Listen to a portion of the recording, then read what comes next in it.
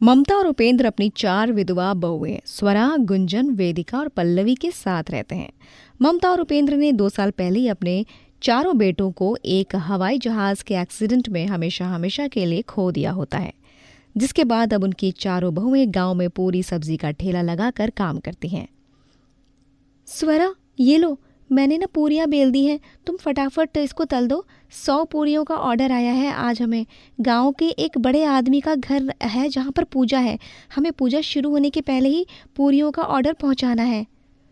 गुंजन, सारा ऑर्डर पहुंच जाएगा, तुम निश्चिंत रहो।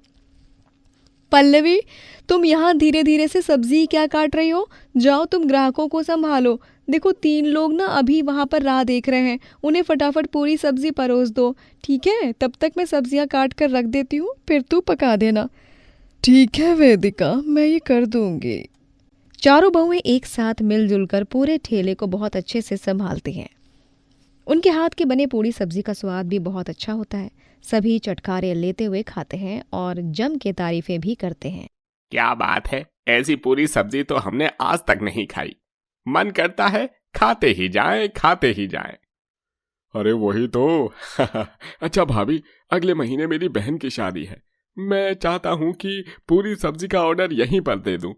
ये लीजिए एडवांस के पैसे। अरे वाह, धन्यवाद भाई साहब हमारे ठेले में ऑर्डर देने के लिए।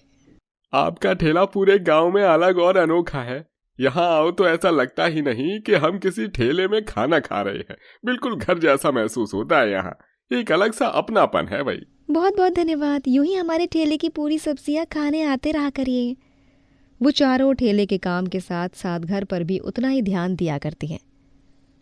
पल्लवी, स्वरा, जाओ तुम दोनों घर चले जाओ। माँ जी और पापा जी की दवाई का समय हो गया है, उन्हें दवाई दे दो।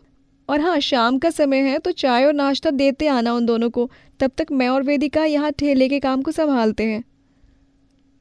ठीक है गुंजन, चल स्वरा, चलते हैं। हाँ। रात में पूरा परिवार साथ बैठकर खाना खाता है। तभी ममता और उपेंद्र अपनी चारों बहुओं से कहते हैं, बहू, हर महीने मेरी पेंशन आती है। हमारे 2 घर किराए पर हैं और साथ ही मेरी 2 ज़मीनें भी हैं। देखा जाए तो हमारे पास पैसों की कमी नहीं है। भगवान जी ने हमें सब दिया है। फिर भी तुम चारों इतनी मेहनत मशक्क़त क्यों करती हो? हम आपकी चिंता समझ सकते हैं, लेकिन हम ये काम। कितने अच्छे विचार हैं हमारी बहुओं के। पतियों के जाने के बाद भी ये चारों उनसे कितना अटूट प्यार करती हैं।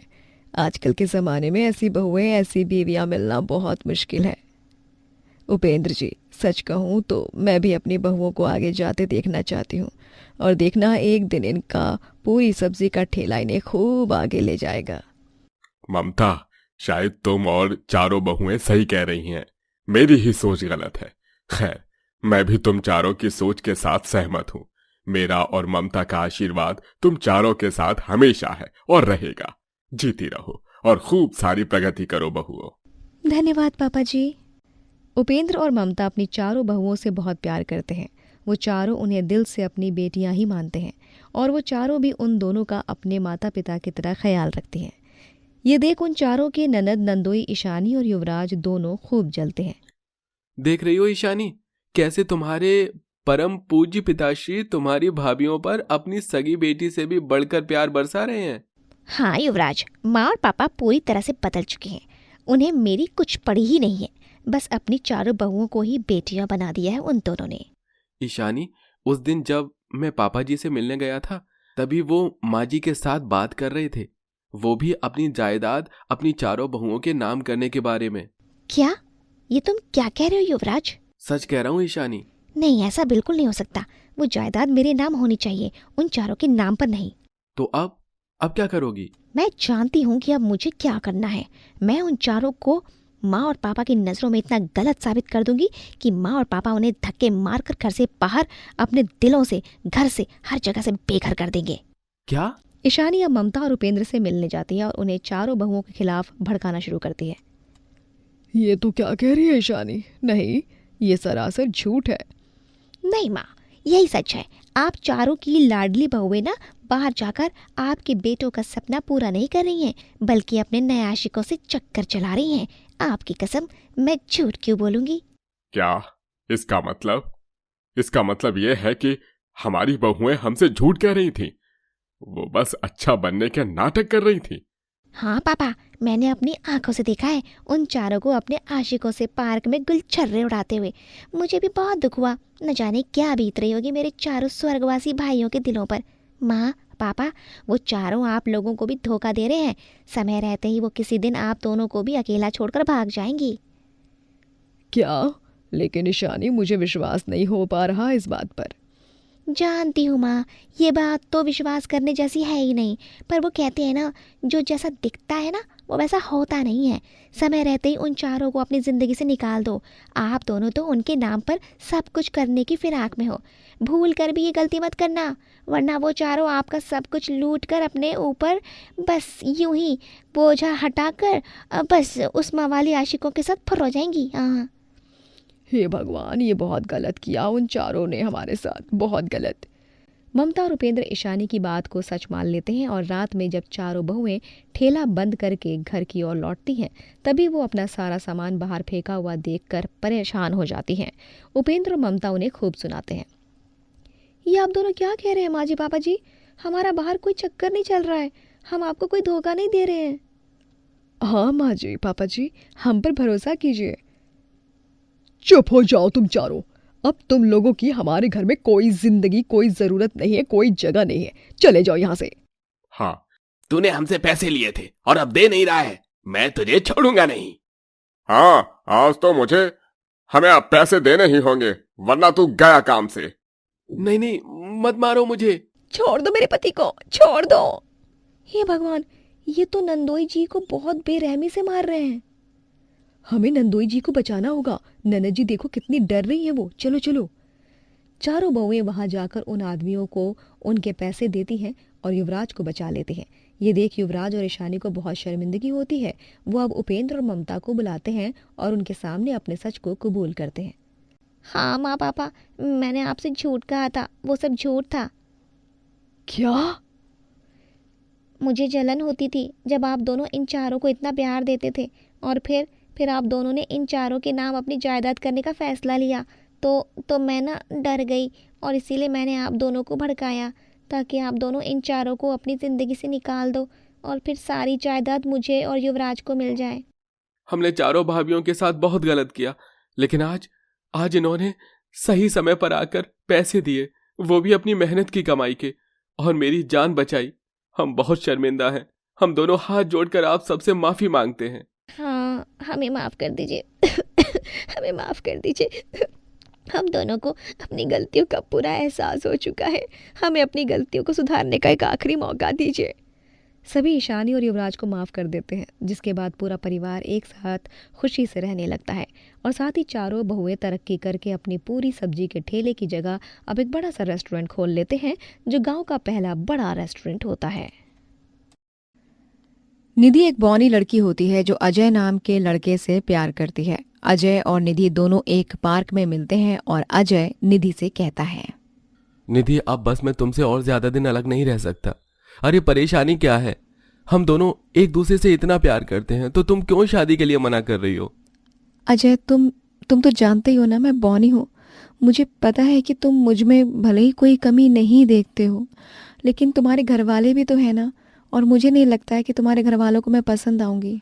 तुम मुझे पसंद हो, बस। इसके अलावा मुझे कुछ नहीं सुनना है। और अगर तुम्हें लग रहा है कि मेरे घर वाले तुम्हें स्वीकार नहीं करेंगे तो ठीक है, हम अभी मंदिर में शादी करेंगे, और तब तो घर वालों को तुम्हें स्वीकार करना ही पड़ेगा ना। अजय। निधि, मुझे कुछ नहीं सुनना। आज ही हम शादी कर रहे हैं, मैं तुमसे और दूर नहीं रह सकता।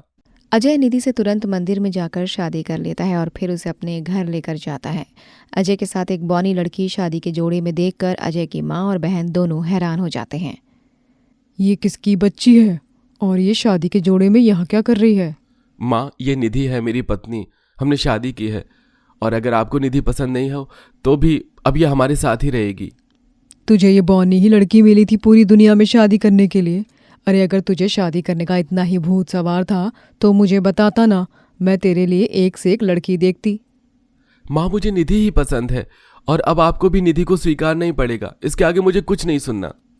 अजय की वजह से निधि को कोई कुछ नहीं कहता है, लेकिन निधि को उसकी सास और ननद बिल्कुल भी पसंद नहीं कर रहे थे। माँ, भैया ने ये बहुत गलत किया। मुझे तो घर से निकलने में भी शर्म आ रही है। हर कोई मजाक बनाएगा हमारा। 2 दिन हो गए, मैं तो घर से बाहर तक नहीं गई हूँ। यही तो मैं भी सोच रही हूँ, लेकिन मैं भी कम नहीं हूँ। उस लड़की की वजह से मेरा बेटा हमारे खिलाफ गया है ना। मैं भी उस लड़की को ऐसा सबक सिखाऊंगी, याद रखेगी वो। नीलम और प्राची दोनों ही अब निधि को परेशान करने के लिए नए नए तरीके ढूंढने लगते हैं। कुछ दिनों बाद निधि रसोई में उछलते हुए नमक का डब्बा उतार रही होती है। ओह, ये डिब्बा इतनी ऊपर क्यों है? स्टूल भी आ नहीं है। अब मैं इसे कैसे उतारूं? निधि को डब्बा उतारने में काफी परेशानी हो रही थी और रसोई से बाहर खड़े होकर निधि को परेशान होता हुआ देख उसकी सास और ननद देख लेते हैं। अरे, जब हमारी बौनी बहू आई है तब तो हमें कुछ करना ही नहीं है इसको सबक सिखाने के लिए। हाँ माँ, मैं कुछ समझी नहीं, आप क्या कहना चाहती हो?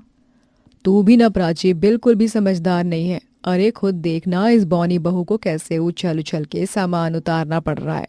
और अगर हम घर में हर सामान को ऊंचाई पे रखने लगे तब तो इसके लिए बिना कुछ किए ही मुसीबत हो जाएगी। बौनी है, सुबह से रात उछलती रहेगी। अरे हाँ माँ, ये तो कितना सही रहेगा, हम ऐसे ही करते हैं।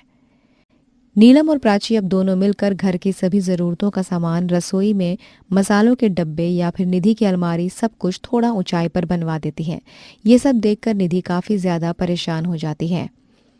हे भगवान, माजी और प्राची ने तो कुछ ही दिन में घर का पूरा नक्शा ही बदल दिया, लेकिन अब मुझे खुद ही बिना अजय की मदद से माजी और प्राची का दिल जीतना होगा। मैं बार बार अजय को ऐसे घर के मामलों में नहीं घसीट सकती।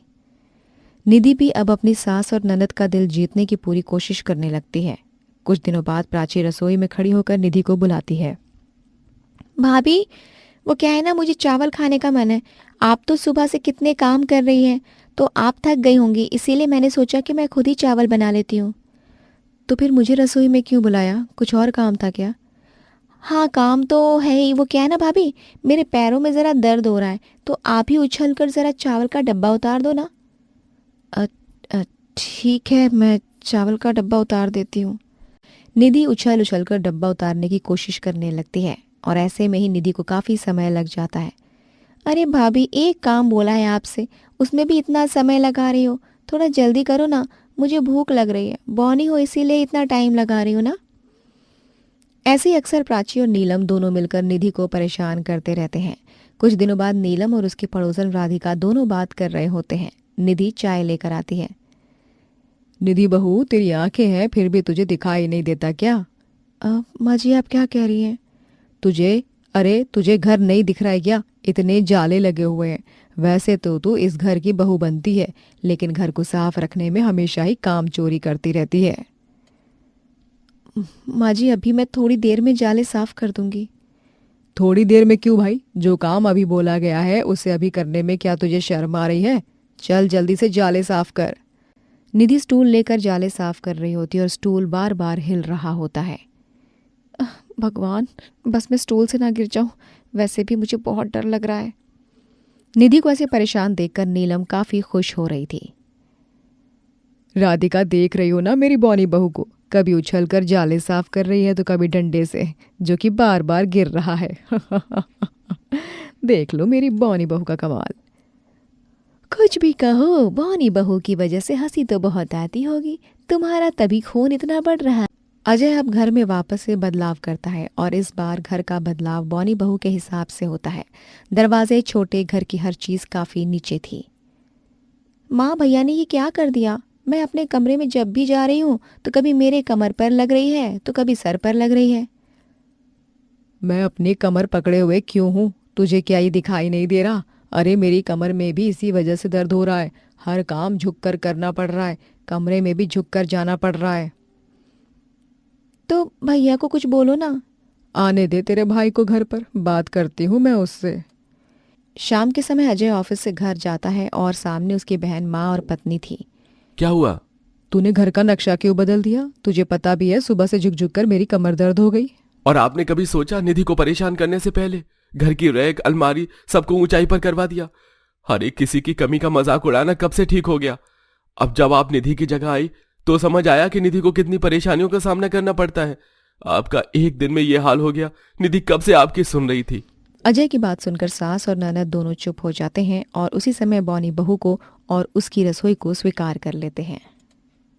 पायल की शादी शहर में होती है। पायल की सास सरोज और ननद कोमल उसको घर दिखाने लगते हैं।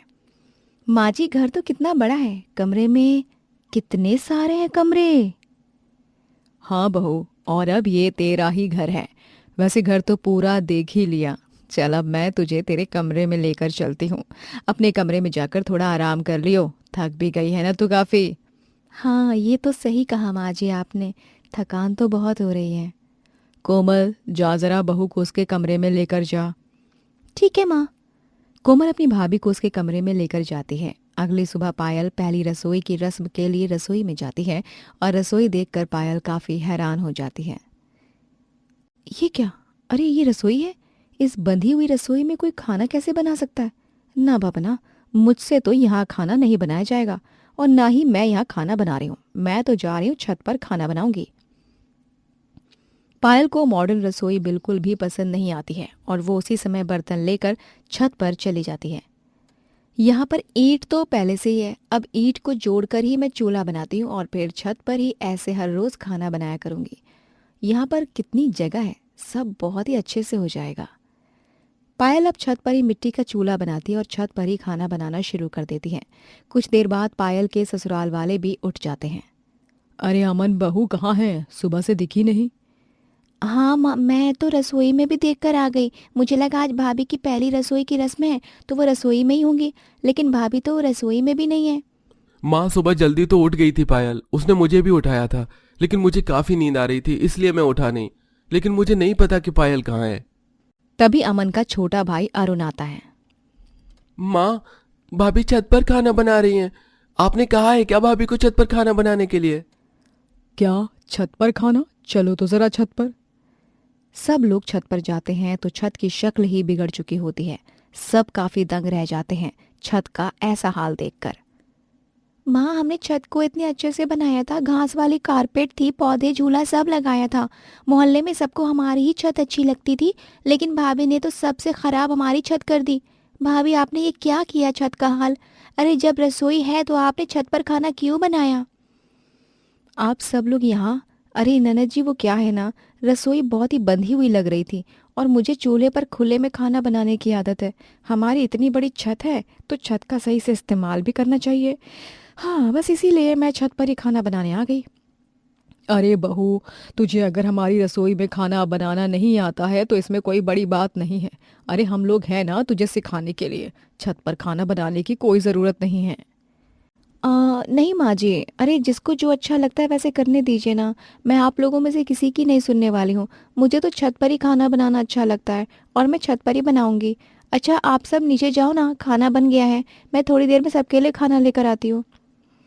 पायल की जिद के आगे कोई कुछ नहीं कर पाता और अब पायल ऐसे ही हर रोज छत पर खाना बनाया करती।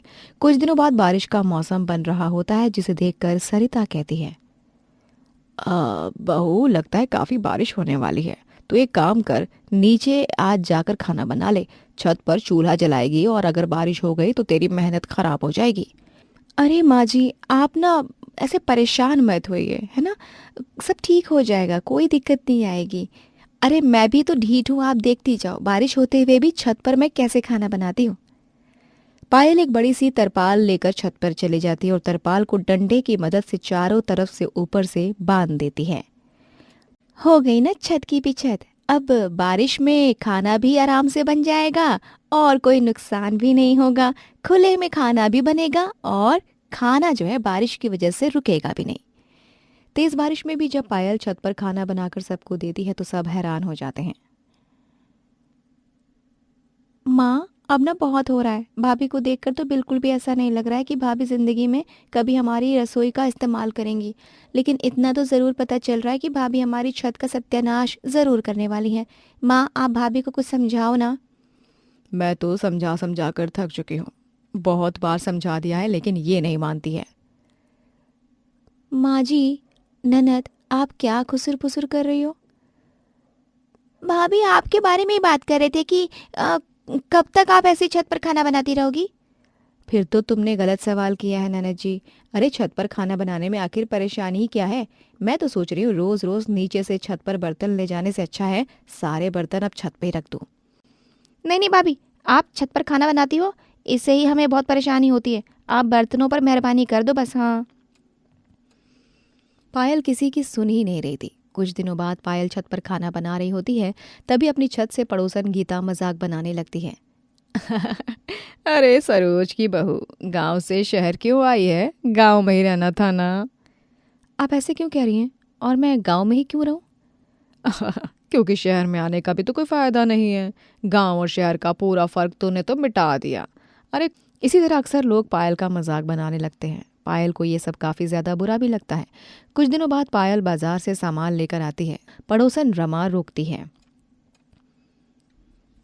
अरे पायल बहू, वो क्या है ना, गाय ने हमारे घर के आगे गोबर कर दिया है, तो तू उसे लेकर चली जा। मैं क्या गोबर वाली दिख रही हूँ? अरे छत पर रसोई बनाई है तो तू गोबर का भी इस्तेमाल कर लेगी ना। गंवार तो है ही तू, चल लेकर चली जा। पड़ोसन की बात पायल को काफी ज्यादा बुरी लगती है और वो घर आकर रोने लगती है। पायल की रोने की आवाज सुनकर वहां सब आ जाते हैं। पायल, क्या हुआ? तुम रो क्यों रही हो? अरे पायल, तुम रो क्यों रही हो? माँ जी, मैंने छत पर चूल्हा बनाकर क्या पाप कर दिया है? सब गंवार क्यों कह रहे हैं मुझे? मैं क्या गंवार हूँ? पढ़ी लिखी हूँ मैं तो। बहू देख, अगर मैं सच बताऊं तो बुरा मत मानियो, गंवार वाली हरकतें तो तू कर रही है। अरे मैं मना नहीं कर रही हूँ खुले में खाना बनाने से, लेकिन देश के हिसाब से भेष बदलना पड़ता है। जब यहाँ मॉडर्न रसोई है तो तू छत को क्यों खराब कर रही है? भाभी, यही बात हम आपको कब से समझाने की कोशिश कर रहे हैं। कभी कभी हालातों को देखकर भी खुद को बदल लेना चाहिए ना। और हर बार बदलाव खराब नहीं होता है, कभी कभी अच्छा भी तो होता है ना, और ज़रूरी भी। शायद आप लोग सही कह रहे हो, मुझे ही समझना चाहिए था। पायल को अपनी गलती का एहसास होता और अब वो छत पर खाना बनाना छोड़ देती है। नेहा अपने परिवार के साथ एक छोटे से घर में रहती है। नेहा सुबह सुबह सबके लिए खाना बनाती है। ये देखकर नेहा की माँ राधा कहती है, अरे वाह, आज फिर तूने सुबह सुबह सबके लिए खाना बना दिया। माँ, मेरा तो यही मानना है कि इंसान जो खाना सुबह खाकर जाता है ना, उससे ही उसका पूरा दिन चलता है। बस इसीलिए मैं सुबह सबके लिए खाना बनाती हूँ। मैं तो ये सोच रही हूँ अब कुछ दिनों में तेरी शादी हो जाएगी, फिर हम सबका क्या होगा? हम सबको तो तूने सुबह सुबह खाने की आदत लगवा दी है बेटा, इसके बाद क्या होगा? हाँ माँ, ये तो आप सबके लिए परेशानी वाली बात है, लेकिन मैं सुबह ही फोन कर दूंगी कि खाना बना लो। हाँ, अब बस यही तो रहेगा। वैसे तेरे ससुराल वाले तो तुझसे बहुत खुश रहेंगे। कुछ ही दिनों में नेहा की शादी अमन से हो जाती है और नेहा बहू बनकर अपने ससुराल आ जाती है, जहां नेहा की सास गायत्री उसका स्वागत करते हुए कहती है, बहू, तुम्हारा बहुत बहुत स्वागत है। अब से ये तुम्हारा ही घर है, इसे अपना घर समझना और कोई भी दिक्कत परेशानी हो तो किसी को भी बेझिझक बोल सकती हो। माँ, भाभी तो बहुत ज्यादा सुंदर हैं। भैया, आप तो बहुत खुशकिस्मत हो। हाँ हाँ, ये तो तुमने बिल्कुल सही कहा, लेकिन मैं भी कुछ बुरा नहीं लगता हूँ, मैं भी काफी अच्छा लगता हूँ। क्यों माँ, मैं सही कह रहा हूँ ना? अरे तुम दोनों ही बहुत अच्छे लगते हो। अच्छा रचना बहू, अब थक गई होगी, तू ना उससे ज्यादा बातों में मत लगा। उसे उसके कमरे में ले जाकर बहू थोड़ा सा आराम कर लेगी ना, तो तू उसे ले जा। कल बहू को सुबह सुबह उसकी पहली रसोई की रस्म भी तो करनी है ना। बहू, पता तो है ना तुझे अपनी पहली रसोई की रस्म के बारे में? जी माँ जी, मुझे अपनी पहली रसोई की रस्म के बारे में पता है। आप चिंता मत कीजिए, कल मैं सबके लिए कुछ खास नाश्ता बनाऊंगी। नेहा अपने कमरे में आराम करने चली जाती है और अगली सुबह नेहा जल्दी उठकर रसोई में जाती है। आज मेरी पहली रसोई की रस्म है। आज मैं सबके लिए मटर पुलाव, दम आलू और पूड़ियाँ बनाती हूँ। मीठे में सबके लिए मैं खीर बना दूंगी। हाँ। नेहा सबके लिए सुबह ही खाना बनाकर रख देती है, लेकिन काफी देर होने के बाद भी खाने की टेबल पर कोई नहीं आता। ये क्या, इतनी देर हो गई है, अब तक तो सबको खाने के लिए आ जाना चाहिए था। अब तक कोई भी खाना खाने क्यों नहीं आया है? एक काम करती हूँ, मैं ही जाकर सबको बोल देती हूँ। नेहा अपनी सास के कमरे में जाती है। माँ जी, खाना बन गया है, आप और पापा जी आ जाओ, खाना खा लो। क्या इतनी सुबह सुबह खाना बन भी गया? हाँ पापा जी, खाना बन गया है। सबके लिए दम आलू, मटर पुलाव, पूरियाँ और खीर बनाया है मैंने। नहीं नहीं बहू, अभी तो मैं उठाई हूं, अभी मैं खाना नहीं खाऊंगा, दिन में ही खाऊंगा। कोई बात नहीं, माँ जी आप खा लीजिए। नहीं बहू, मैं भी अभी नहीं खाती। हमारे घर में सुबह कोई खाना नहीं खाता है, सब खाना दिन में ही खाते हैं। कल तुझे बताना भूल गई थी, पर कोई बात नहीं, हम सब दिन में खा लेंगे। नेहा को अपना ससुराल देखकर काफी हैरानी होती है। सब लोग दिन के समय ही खाना खाने आते हैं।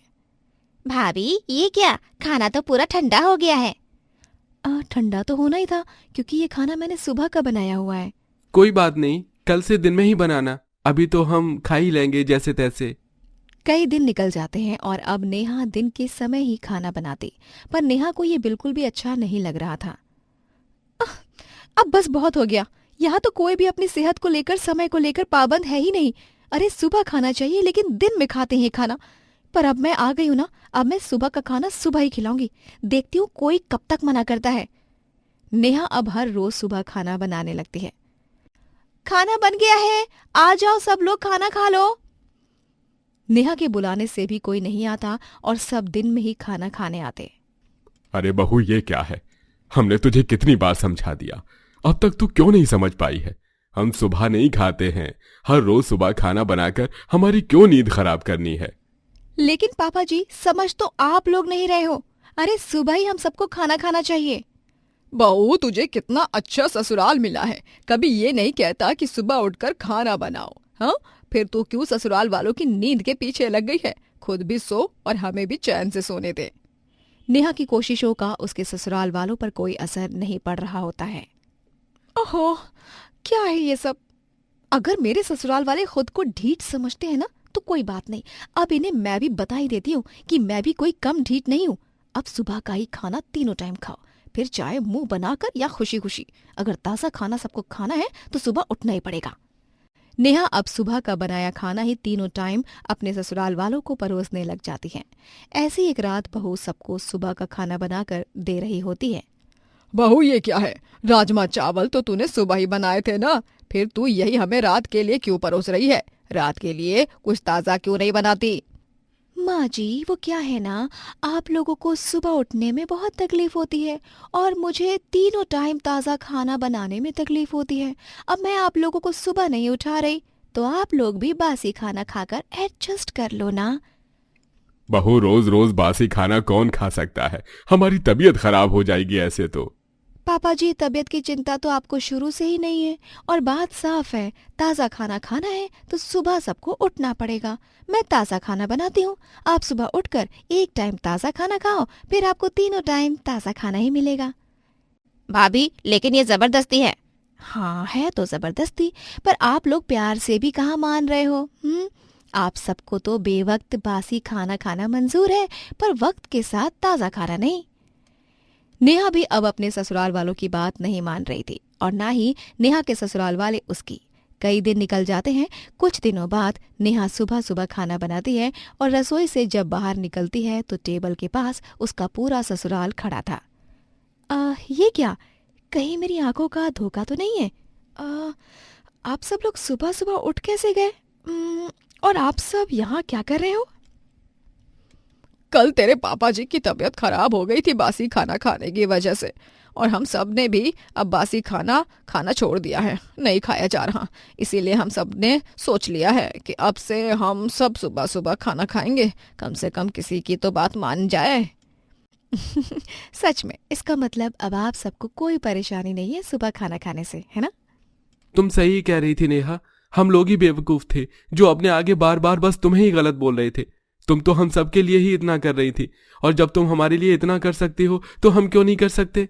ये तो बहुत ही खुशी की बात है। ससुराल में आने के बाद आज पहली बार मैं सबको सुबह सुबह ताज़ा खाना खिला पाऊंगी। आप सब बैठिए, मैं अभी सबके लिए खाना लगाती हूँ। इसी के साथ अंत में सुबह सुबह खाना बनाने वाली बहू की बात ही सबको माननी पड़ती है, और अब किसी को कोई परेशानी भी नहीं होती।